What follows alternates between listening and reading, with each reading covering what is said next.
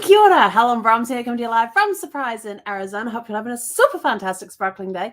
Welcome to Before the Dirt Nap podcast number 1770. Woohoo, we can cross that one off now. Yep, there we go. An Affair to Remember. That was the movie we saw last night from 1957. So this month, if you're just catching up with us, we're doing classic movies, which is anything that was released 1969 or earlier. No, anything before 1970.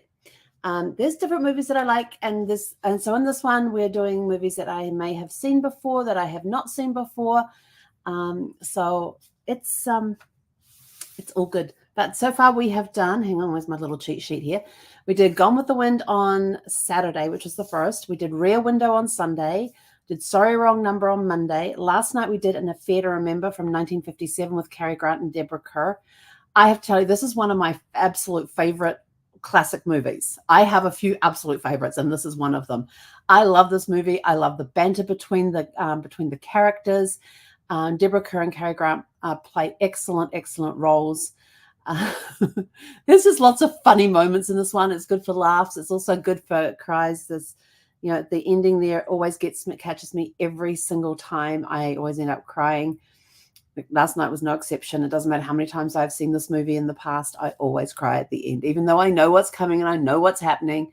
But it's just a really good, feel-good movie. And if you haven't seen An Affair to Remember and you want this is an early chick flick, if you want to put it that way. But it's just a really good, feel-good movie.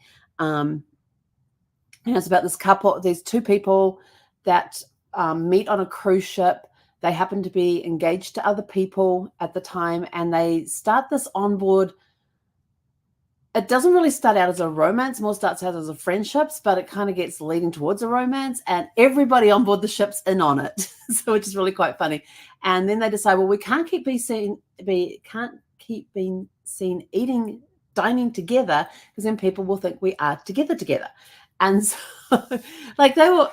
Yeah, but they don't want. She's very concerned about the fact that people will see them together and think that they're together. And so, one night they go in for dinner, and they put at separate tables, but they're in booths and they're actually sitting back to back. And everybody in the dining room is sitting there laughing at them as they're both sitting there perusing their menus. Cary Grant's behind Deborah Kerr, and they're sitting there, they peruse it, and she stops and puts down. They just carry on laughing, and then they eventually look around the divider and see that they're sitting with each other just back to back, and everybody on the cruise ship is just sitting there laughing at them at dinner.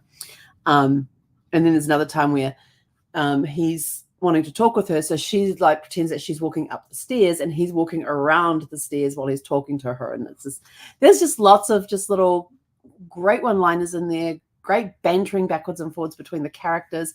Deborah Kerr and Clark Gable, what did I say his name? Cary Grant do an awesome job of playing their roles in this movie, and I just absolutely love it. It's one of my all-time favorites. So if you haven't seen Affair to Remember, highly recommend it. It's under 2 hours. It's only an hour and 55 minutes. So and that's with the credits, because they put the credits at the beginning of the movie. And then they had the full cast list at the end of the movie. So it's interesting how they used to watching that piece change over the years. Do they put the credits all at the beginning of the movie, or do they put them at the end of the movie? When does that switch? They do split them. It's very interesting. So what are we watching tonight? Well, last night I mentioned that today was June 6th. I was totally off whack. I was off a day. For some reason, I thought yesterday was June 5th. It wasn't. It was only June 4th. So today is June 5th, which means we are not watching The Longest Day tonight. That's tomorrow's movie in honor of D-Day. So tonight's movie is The Long Trailer with Lucille Ball and Desi Arnaz. Need I say more? This movie came out in 1954, and it is straight up slapstick comedy. It is awesome. It is a great movie. Good entertainment. When my parents were over here in October of 2017 for the month after Brad passed, we kind of got in the habit, and in the evenings we would sit and watch a movie. We'd sit down like around 7 o'clock in the evening. We'd put a movie on, it would finish and the channel was stuck on Lifetime. And every time we finished a movie and it went back to, and we turned it back onto the TV, the Golden Girls would be on. So it would always end with the Golden Girls. So we watched, so Mum and Dad hadn't seen the long trailer, and Brad and I absolutely loved the movie. We absolutely cracked up with that movie. If you've ever seen RV with Robin Williams, this is kind of the earlier version of that, but they had a camper trailer. In New Zealand, we call them caravans. They had a camper trailer and a car, and it's a newlywed couple. So let me set the scene. You've got this couple who are getting married, and he's wanting to save up for a house. She somehow gets the idea that it would be really good if we got ourselves a trailer and we went touring around and we just lived in the trailer. So he reluctantly agrees, and then he ends up forking out money for this trailer, which is a very long trailer. And because of the length of the trailer, his car won't tow it. So now he has to get a car that will tow it. And it gets all of this added stuff onto it with the brakes and the steering and everything else that he needs, the bigger mirrors and all that, so he can keep an eye on the thing. And they give him driving instructions on how to drive the car with the trailer on the back, and when to brake and when not to brake, and what gears to be in, and all this there's a whole bunch of stuff for all of this. And but it is just a really cool movie.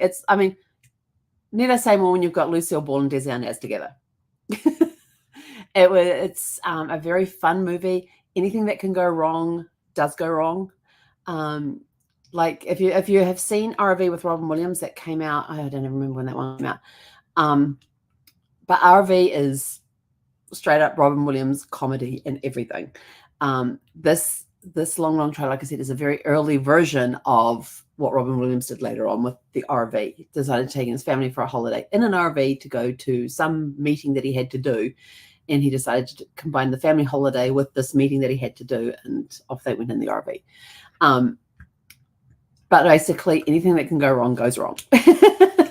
From them getting stuck in mud in the middle of nowhere in a forest somewhere to, oh, that's right, she collects rocks.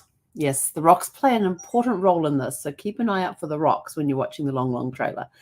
But it's just chaos. Oh, and then she decides that to save time, and if you've ever watched the I Love Lucy shows, then you know what's going to happen as soon as she suggests, oh, let's save time. Why don't I prepare the meal in the trailer? I'll get the meal ready while you drive. And then when we get to our destination, well, we can, we set up camp, our meal's already ready and we can eat.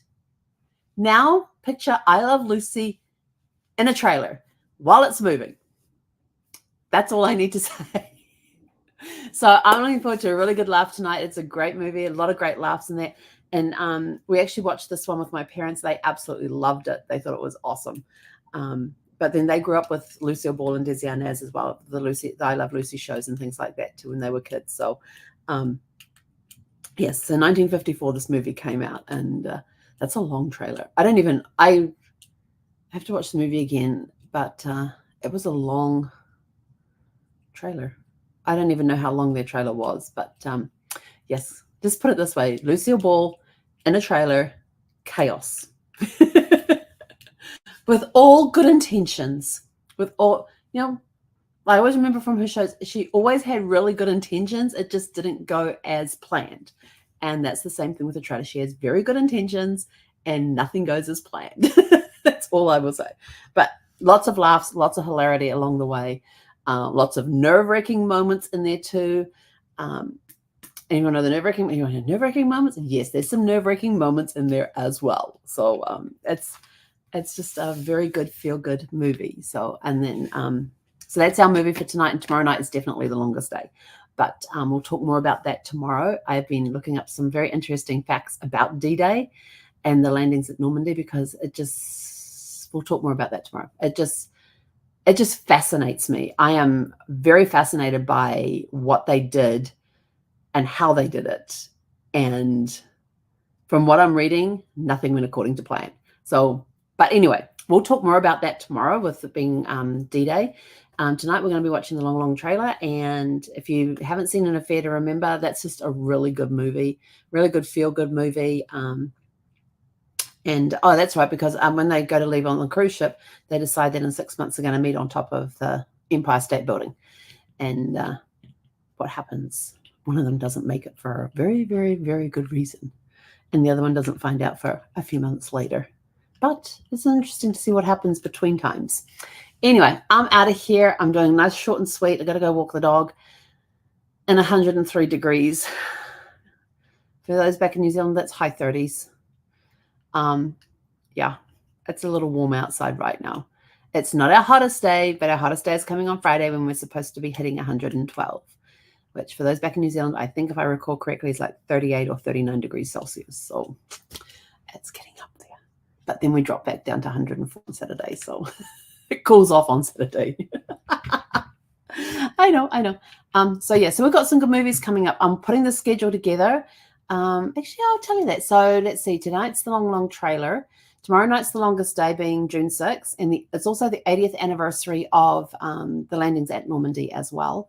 If you go to history.com, they've got some great videos there from 3 surviving guys that were at Normandy. And you've heard me, if you've been watching me, you've been hearing me talk about these 3 guys. But I knew definitely 2, but possibly 3. There are 3.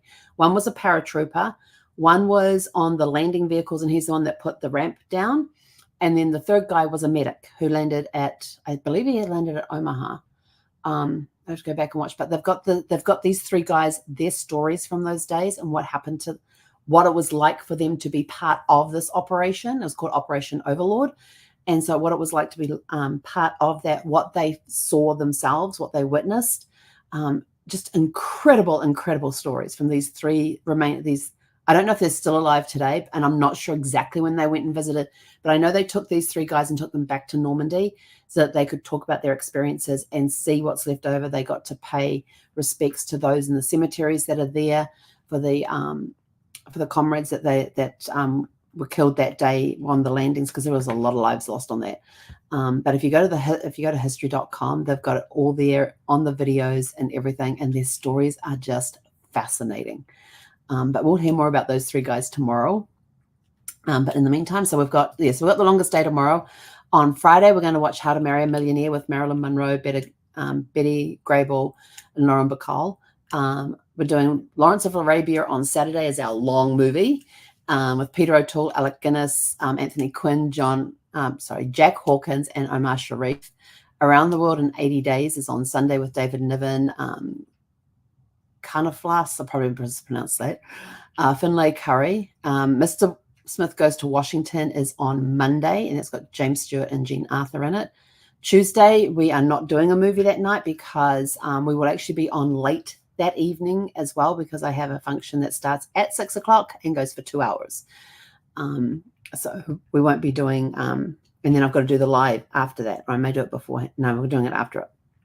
Then we have, let's see, next Wednesday is Dial M for Murder with Ray Milland, Grace Kelly, and Robert Cummings. And then on next Thursday, we have Guess Who's Coming to Dinner with Spencer Tracy, Sidney Poitier, Katharine Hepburn, and Catherine Horton. And then the Friday, Saturday, Sunday is off because I will be in San Diego. And I haven't gone past, I've got War and Peace scheduled for June 22nd, since that's a 3.5-hour movie. And trying to figure out when I'm going to fit the rest of them in. But that's my schedule so far. So there's some really good movies coming up. I still have to schedule. Oh, and I've got It's a Mad, Mad, Mad, Mad World scheduled for the 23rd of June. And the 29th of June is going to be The Great Escape. I still have left on the schedule to put into the schedule Breakfast at Tiffany's, Bullet, Casablanca, Funny Face, Gunfight at the OK Corral, North by Northwest. Actually, I'm still tossing up whether I'm actually going to watch Gunfight at the OK Corral. And here's the reason why. Is when I was I actually went and visited Tombstone back in October 2019, and got to hear the full story of the OK Corral, which didn't actually take place in the OK Corral. It took place outside the OK Corral, and it was like an 8-second gunfight. The movie makes the gunfights, and I had actually purchased the movie before I went and saw the show and learnt all of the ins and outs of everything, and the movie is nothing like what took place at the OK Corral. The gunfight was like all over in like 8 to 10 seconds. It was just very, very quick, and the movie just draws it out over several minutes. with people hiding behind wagons and horse troughs and buildings and things like that. Yeah, no, this was done out in the open. They're facing each other, and it's bang, bang, bang, bang, bang, and it was over. It was that quick. So yeah, so I'm still tossing up about that one. Let's see. So North by Northwest, Paris When It Sizzles, Roman Holiday, Sabrina, The Man Who Knew Too Much, The Quiet Man, and To Catch a Thief.